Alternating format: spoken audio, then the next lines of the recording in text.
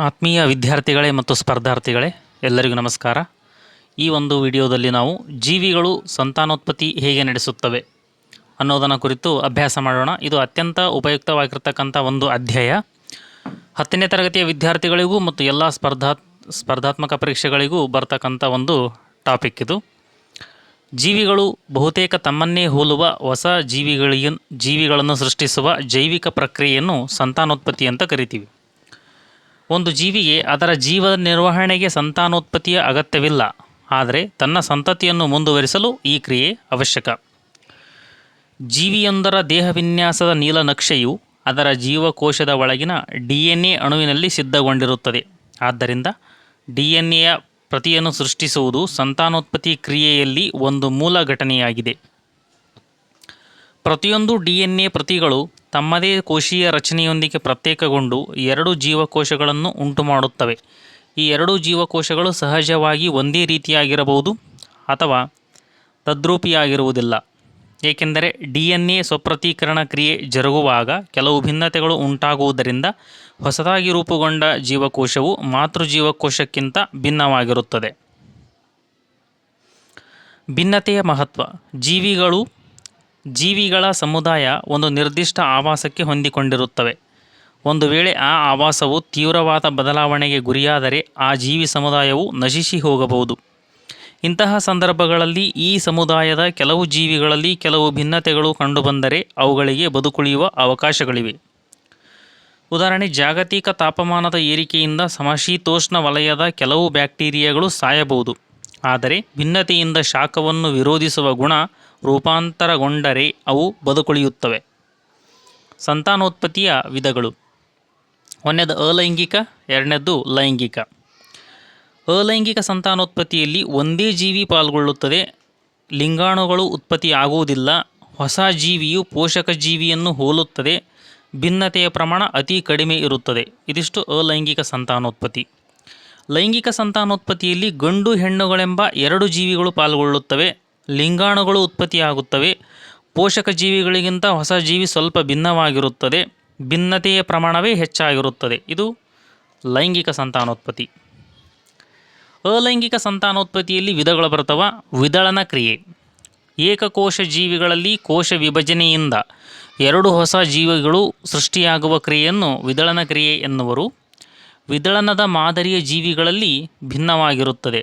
ಅಮೀಬಾದಂಥ ಜೀವಿಗಳಲ್ಲಿ ಕೋಶ ವಿಭಜನೆಯು ಯಾವುದೇ ಸಮತಲದಲ್ಲಿ ಉಂಟಾಗಬಹುದು. ಕೆಲವು ಜೀವಿಗಳಲ್ಲಿ ವಿದಳನವು ಅವುಗಳ ದೈಹಿಕ ರಚನೆಗಳಿಗೆ ಅನುಸಾರವಾಗಿ ಒಂದು ನಿಶ್ಚಿತ ಸಮತಲದಲ್ಲಿ ಉಂಟಾಗಬಹುದು. ಉದಾಹರಣೆ, ಲೇಶ್ಮೇನಿಯಾ, ಕಾಲಾ ಅಜಾರ್ ರೋಗಕ್ಕೆ ಕಾರಣವಾಗಿರುವ ಜೀವಿ. ಇದು ತನ್ನ ದೇಹದ ಒಂದು ತುದಿಯಲ್ಲಿ ಚಾವಟಿಯಂತಹ ರಚನೆಯನ್ನು ಹೊಂದಿದೆ. ಇಂತಹ ಜೀವಿಗಳಲ್ಲಿ ವಿದಳನವು ನೀಳ ಅಕ್ಷದಲ್ಲಿ ಉಂಟಾಗುತ್ತದೆ. ಕೆಲವು ಏಕಕೋಶ ಜೀವಿಗಳು ಒಂದೇ ಬಾರಿಗೆ ಅನೇಕ ಮರಿ ಜೀವಕೋಶಗಳಾಗಿ ವಿಭಜನೆ ಹೊಂದುತ್ತವೆ. ಇದನ್ನು ಬಹುವಿದಳನ ಎನ್ನುವರು. ಉದಾಹರಣೆ, ಮಲೇರಿಯಾ ರೋಗದ ಪರೋಪಜೀವಿಯಾದ ಪ್ಲಾಸ್ಮೋಡಿಯಂ ವೈವಾಕ್ಸ್. ವಿದಳನ ವಿಧಾನಕ್ಕಿಂತ ಬಹುವಿದಳನವು ಉತ್ತಮವಾಗಿದೆ, ಏಕೆಂದರೆ ಬಹುವಿದಳನದಿಂದ ಹೆಚ್ಚಿನ ಸಂಖ್ಯೆಯ ಮರಿಜೀವಕೋಶಗಳು ಉಂಟಾಗುತ್ತವೆ. ಅನುಕೂಲಕರ ಪರಿಸ್ಥಿತಿಯಲ್ಲಿ ಇದು ಜರುಗುತ್ತದೆ. ಈಸ್ಟ್ನಂತಹ ಏಕಕೋಶೀಯ ಶಿಲೀಂಧ್ರಗಳು ಸಣ್ಣ ಮಗ್ಗುಗಳನ್ನು ಉಂಟುಮಾಡುತ್ತವೆ. ಅವು ತಾಯಿ ದೇಹದಿಂದ ಬೇರೆಯಾಗಿ ಹೊಸ ಜೀವಿಗಳು ಉಂಟಾಗುತ್ತವೆ. ತುಂಡರಿಕೆ ಅಥವಾ ಫ್ರಾಗ್ಮೆಂಟೇಷನ್. ಸರಳವಾದ ದೇಹ ರಚನೆಯನ್ನು ಹೊಂದಿರುವ ಜೀವಿಗಳು ಸಣ್ಣ ಸಣ್ಣ ತುಂಡುಗಳಾಗಿ ವಿಭಜನೆಗೊಳ್ಳುತ್ತವೆ. ಈ ತುಣುಕುಗಳು ಹೊಸ ಜೀವಿಗಳಾಗಿ ಬೆಳೆಯುತ್ತವೆ. ಸಂತಾನೋತ್ಪತ್ತಿಯ ಈ ವಿಧಾನವನ್ನು ತುಂಡರಿಕೆ ಎನ್ನುವರು. ಉದಾಹರಣೆ, ಸ್ಪೈರೋಗೈರಾ. ಇದು ಶೈವಲವಾಗಿದೆ. ನೆಕ್ಸ್ಟ್ ವಿಧಾನ ಪುನರುತ್ಪಾದನೆ, ರೀಜನರೇಷನ್. ಸಂಪೂರ್ಣವಾಗಿ ವಿಭೇದೀಕರಿಸಿದ ಅನೇಕ ಜೀವಿಗಳು ತಮ್ಮ ದೇಹದ ಭಾಗಗಳಿಂದ ಹೊಸ ಜೀವಿಗಳನ್ನು ಉಂಟುಮಾಡುವ ಸಾಮರ್ಥ್ಯವನ್ನು ಇದು ಹೊಂದಿದೆ.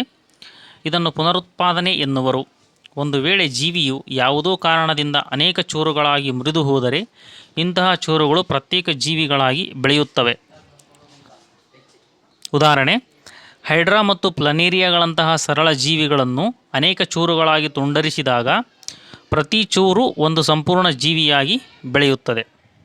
ಹೊಸದಾಗಿ ರೂಪುಗೊಂಡ ಜೀವಕೋಶಗಳ ಗುಂಪಿನಲ್ಲಿ ಉಂಟಾಗುವ ಸಂಘಟಿತ ಬದಲಾವಣೆಯಿಂದ ಭಿನ್ನ ಜೀವಕೋಶಗಳು ಅಥವಾ ಅಂಗಾಂಶಗಳಾಗಿ ರೂಪುಗೊಳ್ಳುವ ಕ್ರಿಯೆಯನ್ನು ಅಭಿವರ್ಧನೆ ಡಿಫರೆನ್ಷಿಯೇಷನ್ ಎನ್ನುವರು.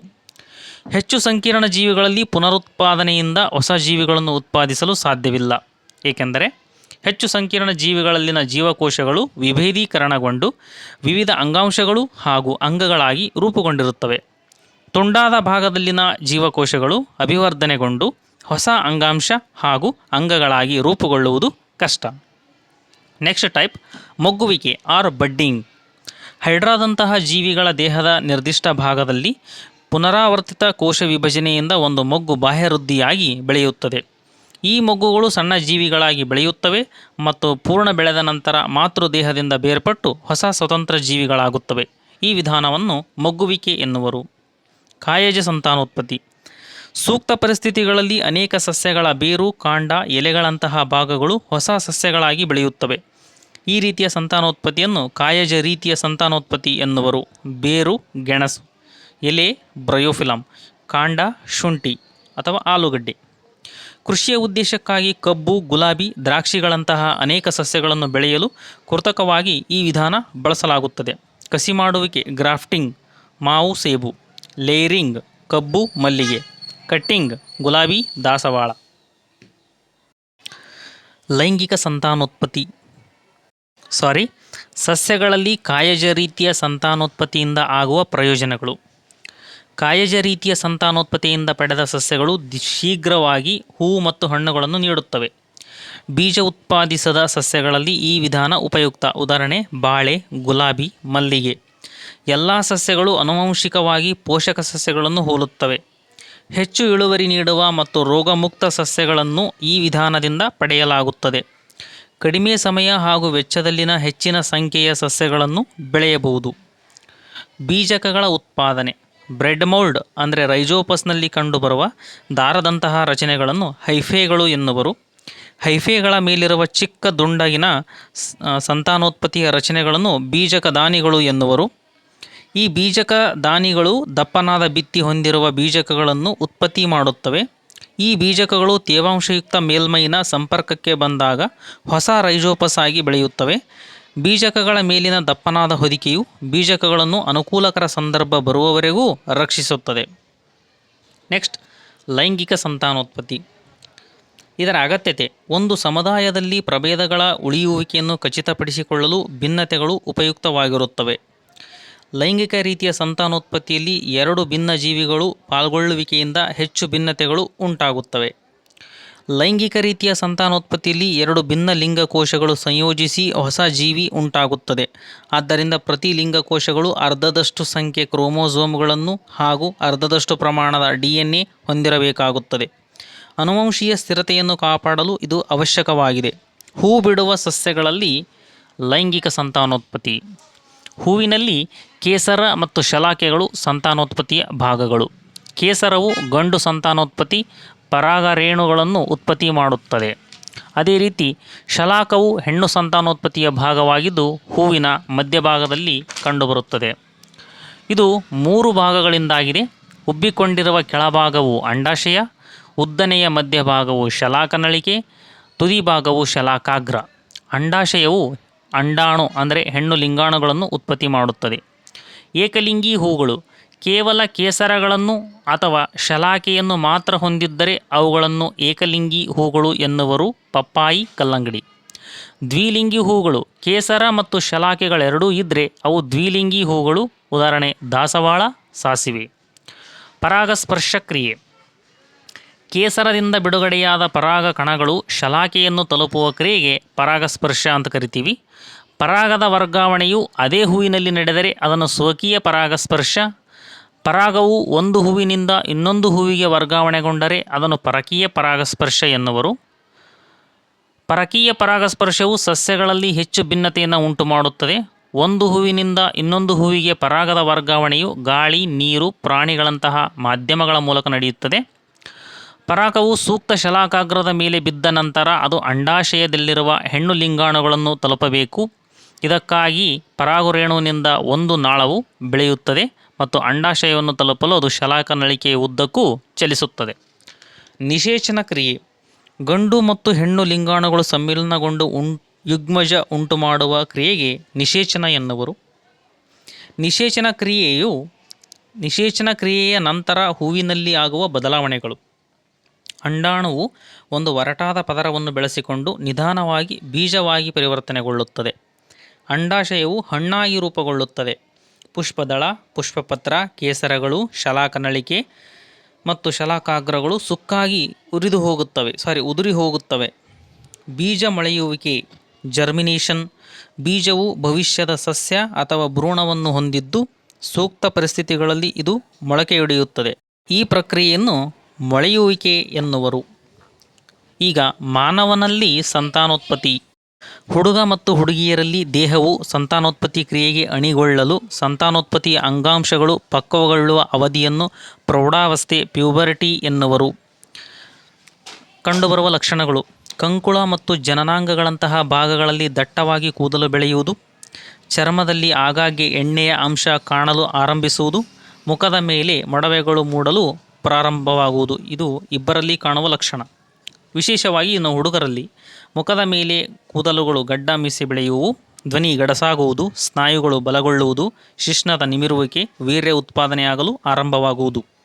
ಹುಡುಗಿಯರಲ್ಲಿ ಕಂಡುಬರುವ ಲಕ್ಷಣಗಳು: ಸ್ತನಗಳ ಗಾತ್ರ ದೊಡ್ಡದಾಗಲು ಪ್ರಾರಂಭವಾಗುವುದು, ಮಾಸಿಕ ಋತುಚಕ್ರ ಪ್ರಾರಂಭವಾಗುವುದು, ಪೃಷ್ಠಭಾಗ ವಿಕಸನಗೊಳ್ಳುವುದು. ಗಂಡು ಸಂತಾನೋತ್ಪತ್ತಿಯ ವ್ಯೂಹ. ಗಂಡು ಸಂತಾನೋತ್ಪತ್ತಿ ವ್ಯೂಹವು ಲಿಂಗಾಣುಗಳನ್ನು ಉತ್ಪತ್ತಿ ಮಾಡುವ ಭಾಗಗಳು ಮತ್ತು ಅವುಗಳನ್ನು ನಿಷೇಚನಗೊಳ್ಳುವ ಸ್ಥಳಕ್ಕೆ ತಲುಪಿಸುವ ಭಾಗಗಳನ್ನು ಹೊಂದಿದೆ. ಲಿಂಗಾಣುಗಳು ಅಥವಾ ವೀರ್ಯಾಣುಗಳು ವೃಷಣಚೀಲದಲ್ಲಿ ಉತ್ಪತ್ತಿಯಾಗುತ್ತವೆ. ಇವುಗಳು ಕಿಬ್ಬೊಟ್ಟೆಯ ಹೊರಗೆ ವೃಷಣಚೀಲಗಳಲ್ಲಿ ಇರುತ್ತವೆ. ಪುರುಷರ ಸಂತಾನೋತ್ಪತ್ತಿ ವ್ಯೂಹದ ಭಾಗಗಳು, ಅವುಗಳ ಕಾರ್ಯ. ವೃಷಣಗಳು ವೀರ್ಯಾಣುಗಳನ್ನು ಉತ್ಪತ್ತಿ ಮಾಡುತ್ತವೆ. Testosterone hormone ಸ್ರವಿಸುತ್ತವೆ. ವೃಷಣಚೀಲ ವೀರ್ಯಾಣುಗಳ ಸ್ರವಿಕೆಗೆ ಅಗತ್ಯವಾದ ಉಷ್ಣವನ್ನು ನಿಯಂತ್ರಿಸುತ್ತದೆ. ವೀರ್ಯನಾಳ ವೃಷಣಗಳಿಂದ ವೀರ್ಯಾಣುಗಳ ಸಾಗಾಣಿಕೆ ಮಾಡುತ್ತದೆ.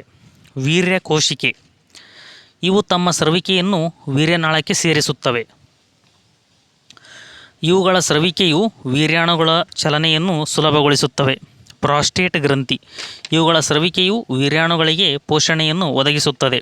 ಶಿಶ್ನ ವೀರ್ಯಾಣುಗಳನ್ನು ನಿಷೇಚನ ನಡೆಯುವ ಸ್ಥಳಕ್ಕೆ ತಲುಪಿಸುತ್ತದೆ. ಹೆಣ್ಣು ಸಂತಾನೋತ್ಪತ್ತಿಯ ವ್ಯೂಹ. ಅಂಡಾಶಯವು ಪ್ರತಿ ತಿಂಗಳಿಗೆ ಒಂದು ಅಂಡಾಣುವನ್ನು ಉತ್ಪತ್ತಿ ಮಾಡುವುದು. ಅಂಡಾಶಯಗಳು ಈಸ್ಟ್ರೋಜನ್ ಮತ್ತು ಪ್ರೊಜೆಸ್ಟೆರಾನ್ಗಳಂತಹ ಹಾರ್ಮೋನುಗಳನ್ನು ಸ್ರವಿಸುವುದು. ಅಂಡನಾಳ ಅಥವಾ ಫ್ಯಾಲೋಪಿಯನ್ ಟ್ಯೂಬ್ ಅಂಡಾಣುಗಳನ್ನು ಅಂಡಾಶಯದಿಂದ ಗರ್ಭಾಶಯಕ್ಕೆ ಸಾಗಿಸುತ್ತದೆ. ಅಂಡಾಣು ಮತ್ತು ವೀರ್ಯಾಣುಗಳು ಸಂಧಿಸುವ ಸ್ಥಳ ನಿಷೇಚನ. ಗರ್ಭಾಶಯ ಫಲಿತಗೊಂಡ ಅಂಡಾಣು ನೆಲೆಗೊಳ್ಳುವಂತೆ ಮಾಡುವುದು. ಭ್ರೂಣದ ಬೆಳವಣಿಗೆಗೆ ಸೂಕ್ತ ಅವಕಾಶ ಮತ್ತು ರಕ್ಷಣೆ ಕೊಡುವುದು. ಅಂಡಾಣು ಫಲಿತಗೊಂಡಿದ್ದರೆ ಗರ್ಭಕೋಶವು ಫಲಿತ ಅಂಡವನ್ನು ಬರಮಾಡಿಕೊಳ್ಳಲು ಪ್ರತಿ ತಿಂಗಳು ತನ್ನನ್ನು ತಾನೇ ಸಜ್ಜುಗೊಳಿಸಿಕೊಳ್ಳುತ್ತದೆ. ಅದರ ಒಳಸ್ತರಿಯು ದಪ್ಪವಾಗಿ ಸ್ಪಂಜಿನಂತಾಗುತ್ತದೆ. ಒಂದು ವೇಳೆ ಅಂಡವು ಫಲಿತಗೊಂಡರೆ ಅದರ ಪೋಷಣೆಗಾಗಿ ಇದು ಅಗತ್ಯವಾಗುತ್ತದೆ. ಅಂಡವು ಫಲಿತಗೊಳ್ಳದಿದ್ದರೆ ಈ ಒಳಸ್ತರಿಯು ಅಗತ್ಯವಿರುವುದಿಲ್ಲ. ಆದ್ದರಿಂದ ಈ ಒಳಸ್ತರಿಯು ನಿಧಾನವಾಗಿ ಬಿರುಕು ಬಿಟ್ಟು ರಕ್ತ ಮತ್ತು ಲೋಳೆಯ ರೂಪದಲ್ಲಿ ಯೋನಿಯಿಂದ ಹೊರಬರುತ್ತದೆ. ಇದನ್ನು ಋತುಚಕ್ರ ಎನ್ನುವರು. ಸ್ತ್ರೀಯ ಗರ್ಭಾವಧಿಯಲ್ಲಿ ಜರಾಯುವಿನ ರಚನೆ ಮತ್ತು ಕಾರ್ಯ. ಇದು ಸ್ತ್ರೀಯ ಗರ್ಭಾಶಯದಲ್ಲಿ ಭ್ರೂಣ ಹಾಗೂ ತಾಯಿಯ ದೇಹಕ್ಕೆ ಸಂಪರ್ಕ ಕಲ್ಪಿಸುತ್ತದೆ.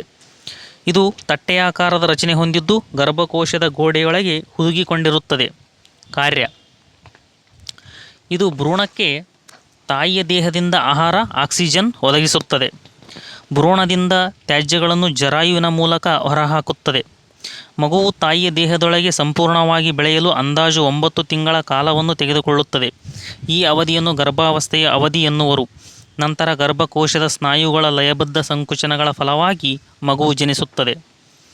ಲೈಂಗಿಕ ಸಂಪರ್ಕದಿಂದ ಹರಡುವ ರೋಗಗಳು: ಬ್ಯಾಕ್ಟೀರಿಯಾ ಸೋಂಕುಗಳು, ಗೋನೇರಿಯಾ, ಸಿಫಿಲಿಸ್. ವೈರಸ್ ಸೋಂಕುಗಳು, ಪ್ರಜನನಾಂಗದ ಮೇಲಿನ ಗುಳ್ಳೆಗಳು, HIV, ಏಡ್ಸ್. ಕಾಂಡೋಮ್ನಂತಹ ಸಾಧನಗಳನ್ನು ಬಳಸುವುದರಿಂದ ಇಂತಹ ರೋಗಗಳನ್ನು ಹರಡದಂತೆ ತಡೆಗಟ್ಟಬಹುದು. ಗರ್ಭನಿರೋಧಕ ವಿಧಾನಗಳು: ಶಿಶ್ನದ ಮೇಲೆ ಕಾಂಡೋಮ್ ಧರಿಸುವುದು, ಯೋನಿಯೊಳಗೆ ಚೀಲವನ್ನು ಅಳವಡಿಸಿಕೊಳ್ಳುವುದು, ಹಾರ್ಮೋನ್ ಸಮತೋಲನಗೊಳಿಸುವ ಔಷಧಗಳನ್ನು ಮಾತ್ರೆಗಳ ರೂಪದಲ್ಲಿ ತೆಗೆದುಕೊಳ್ಳುವುದು, ಗರ್ಭನಿರೋಧಕ ಸಾಧನಗಳಾದ ವಂಕಿ, ಕಾಪರ್ ಟೀಯನ್ನು ಗರ್ಭಧಾರಣೆಯನ್ನು ತಡೆಯಲು ಗರ್ಭಕೋಶದೊಳಗೆ ಅಳವಡಿಸಲಾಗುವುದು. ಶಸ್ತ್ರಕ್ರಿಯಾ ವಿಧಾನಗಳನ್ನು ಬಳಸಬಹುದು. ಪುರುಷರಲ್ಲಿ ವ್ಯಾಸೆಕ್ಟೋಮಿ, ಸ್ತ್ರೀಯರಲ್ಲಿ ಟ್ಯೂಬೆಕ್ಟೋಮಿ. ಭ್ರೂಣಲಿಂಗ ಪತ್ತೆ. ಮಗು ಗರ್ಭದಲ್ಲಿರುವಾಗಲೇ ಅದರ ಲಿಂಗವನ್ನು ವೈದ್ಯಕೀಯ ಸಾಧನಗಳಿಂದ ತಿಳಿಯಬಹುದು. ಆದರೆ ನಿರ್ದಿಷ್ಟ ಮಗುವನ್ನು ಬಯಸದ ಜನರಿಂದ ಈ ವಿಧಾನವು ದುರ್ಬಳಕೆಯಾಗುತ್ತಿದೆ. ಇದರಿಂದ ಹೆಣ್ಣು ಭ್ರೂಣಗಳ ಹತ್ಯೆಯಾಗುತ್ತಿದ್ದು ಸಮಾಜದಲ್ಲಿ ಗಂಡು ಹೆಣ್ಣುಗಳ ಅನುಪಾತಗಳ ನಡುವೆ ಹೆಚ್ಚು ಕಂದಕ ಸೃಷ್ಟಿಯಾಗಿದೆ. ಆರೋಗ್ಯವಂತ ಸಮಾಜಕ್ಕಾಗಿ ಹೆಣ್ಣು ಗಂಡುಗಳ ಲಿಂಗಾನುಪಾತ ಸಮನಾಗಿರುವಂತೆ ನೋಡಿಕೊಳ್ಳಬೇಕು. ಜನನ ಪೂರ್ವ ಲಿಂಗ ನಿರ್ಧರಿಸುವಿಕೆಯು ಕಾನೂನು ಬಾಹಿರವಾಗಿದ್ದು ಉಲ್ಲಂಘಿಸಿದವರಿಗೆ ಕಠಿಣ ಶಿಕ್ಷೆಯಾಗುತ್ತದೆ. ಆತ್ಮೀಯ ವಿದ್ಯಾರ್ಥಿಗಳೇ ಮತ್ತು ಸ್ಪರ್ಧಾರ್ಥಿಗಳೇ, ಇದುವರೆಗೂ ನಾವು ಸಂತಾನೋತ್ಪತ್ತಿಯನ್ನು ನೋಡಿದೆವು. ಇದು ಅತ್ಯಂತ ಇಂಪಾರ್ಟೆಂಟ್ ಆಗಿರುವ ಟಾಪಿಕ್ಕು, ಜೀವನಕ್ಕೂ ಮತ್ತು ಪರೀಕ್ಷೆಗೂ ಎರಡಕ್ಕೂ. ಆದ್ದರಿಂದ ವಿಡಿಯೋಗೆ ದಯವಿಟ್ಟು ಒಂದು ಲೈಕ್ ಮಾಡಿ ಅಂತ ಕೇಳ್ತೀನಿ. ಧನ್ಯವಾದಗಳು.